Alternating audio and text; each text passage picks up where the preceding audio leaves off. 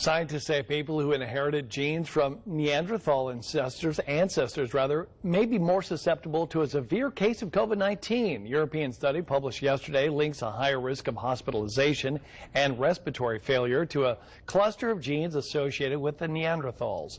Those genes are found in about 16% of the European population, half the population in South Asia, and is now non-existent in Africa and East Asia. Researchers are not sure why the coronavirus is impacting these gene types and say more studies are necessary. Yo.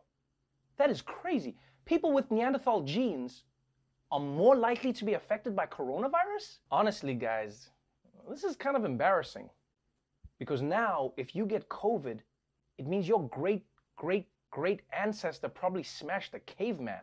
How could you, Nana? It was a different time back then. He had fire and I was cold. He asked me to come over for some cave art and chill. He was so sweet. And I don't know about you, but this was surprising for me. Because I didn't know that Europeans still had Neanderthal genes. And by the way, this is great news for Africans because they have none. Yeah, right now there's some dude walking around Uganda like, oh, who's the savages now, eh? Muzungu, looking at you. But right now I know, a lot of you are probably wondering whether or not you have Neanderthal genes. And there's actually a pretty easy way to tell, right? If there's a guy behind you that looks like a monkey and a guy in front of you that looks like a human, then you, my friend, are a Neanderthal. It's just science. I don't make the rules. But while there's still a lot to learn about this disease, there are some things that scientists are fairly sure of right now. Wearing a mask helps. Washing your hands helps. And most importantly, do not spend a lot of time in unsanitary enclosed spaces with lots of other people.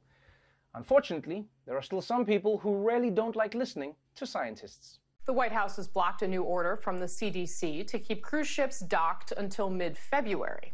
The administration will instead allow the ships to sail after October 31st. The CDC says that there have been recent outbreaks of the virus on cruise ships overseas, showing that cruises continue to help spread the virus, even when ships sail at reduced passenger capacity. According to Axios, public health officials have privately complained that the thwarting of the CDC's cruise ship ban is politically motivated because the industry is a major economic presence in Florida, a key battleground state where the polls are statistically tied. Oh, hell no. We're doing cruises again? Yo, guys, this is one of the worst things you can do during a pandemic. Corona's gonna be rolling around that ship like Jay-Z in the Big Pimping video. That's why I later love him. Now that I don't even understand why anyone wants to go on a cruise during Corona. It's like boarding the Titanic knowing it's going to sink. The captain is like, I'm gonna steer this thing into an iceberg. And you're like, whatever, man, I just want to meet Leonardo DiCaprio. But you know what? Maybe cruise fans are playing 5D chess. Yeah, because they know that Corona can't hurt you if the food poisoning from the seafood buffet kills you first. It doesn't make any sense for anybody living in America to get on a cruise ship right now, right? This country has a crazy high infection rate. We're all overeating, nobody is sleeping well, and we're trapped in our homes most of the day. This is a cruise, people. You're getting the experience for free. And finally, some political news. After the fiasco that was the first presidential debate, Americans everywhere spoke up to say, please, we cannot go through something like this ever again. And now the commission that runs the debates is taking action. The Presidential Debate Commission is promising some rule changes after Tuesday's face-off in Cleveland. This comes amid the fallout from the first meeting between President Trump and Joe Biden that was filled with insults and lots of interruptions. Those changes could include turning off the microphone of the candidate not answering the question and then giving the moderator the ability to mute microphones as needed. Okay. Cutting off Trump's mic might be a good idea, but they shouldn't have told him about it in advance.